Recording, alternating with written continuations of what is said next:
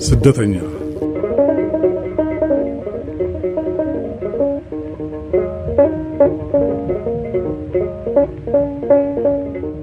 ኢትዮጵያ በጠላት ጦር እንደተሸነፈች በተለይም በጠረፍ አካባቢ ያሉ ተዋጊዎች ወደ ጅቡቲ፣ ወደ ኢየሩሳሌምና ኬንያ፣ ሱዳንም ተሰደዱ።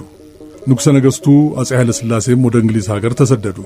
የንጉሠ ነገሥቱን ወደ ውጭ አገር መሄድ በጊዜው ሁሉም እንዳልደገፈው ሁሉ አሁንም የተለያየ የአስተያየት ልዩነት ይሰማል። አንዳንዶች አፄ ኃይለ ሥላሴ በሰሜን ጦር ግንባር እስከሚቻላቸው ተዋግተው ድል ሆነው ተመልሰዋል። ሰራዊት አብዛኛው አልቋል፣ ቆስሏል። የተረፈው የውጊያ ሞራሉ ደቋል። ኢጣሊያኖች ግን ድል እየቀመሱ በፍጥነት አካባቢውን ተቆጣጠሩት። ስለዚህ የንጉሡ በሀገር ውስጥ መገኘት ከመሞት በስተቀር የሚያመጣው ለውጥ ስለሌለ መሄዳቸው ትክክል ነበር ይላሉ። ሌሎች ደግሞ ኢትዮጵያኖች በልማዳቸው በመሪያቸው ዙሪያ ተሰባስበው የመዋጋትና ንጉሡን እንደ ልዩ ምልክት የማየት ልምድ አላቸው።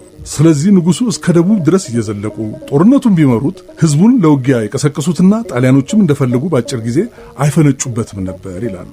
ለማንኛውም ንጉሠ ነገሥቱ ቤተሰቦቻቸውንና ጥቂት ሹማምንቶቻቸውን ይዘው ወደ እንግሊዝ ሲሄዱ የተወሰኑ ሹማምንት በኢየሩሳሌም ቆዩ።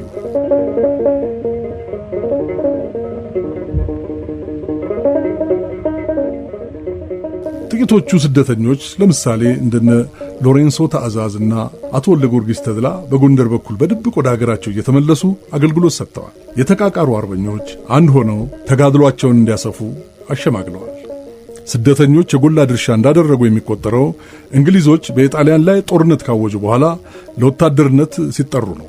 ያን ጊዜ የኢትዮጵያ ስደተኞችን በወታደርነት ለማሰለፍ እንግሊዞች በመወሰናቸው የሀገሩን ነጻነት የናፈቀው ኢትዮጵያዊ በአጭር ስልጠና በተዋጊነት መንፈስ ከእንግሊዝና ከአርበኛው ጋር ተሰለፈ።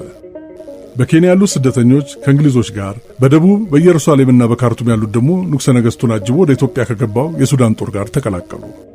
ከነጻነት በኋላ ለተጋድሎ የክብር ደረጃ ወጥቶ በተሰጠው ሜዳሊያ አንደኛ ጠላትን አላይም ብሎ በዱር በገደል ደሙን ያፈሰሰው ተጋዳይ፣ ሁለተኛ ከጠላት ጋር እየተገላመጡ ለሀገራቸው ነጻነት የተጋደሉ የውስጥ አርበኞች፣ ሶስተኛ የጠላትን ግፍ አናይም ብለው ቤት ንብረታቸውን ጥለው የተሰደዱ ስደተኞች እንዲሆኑ ተደርጓል።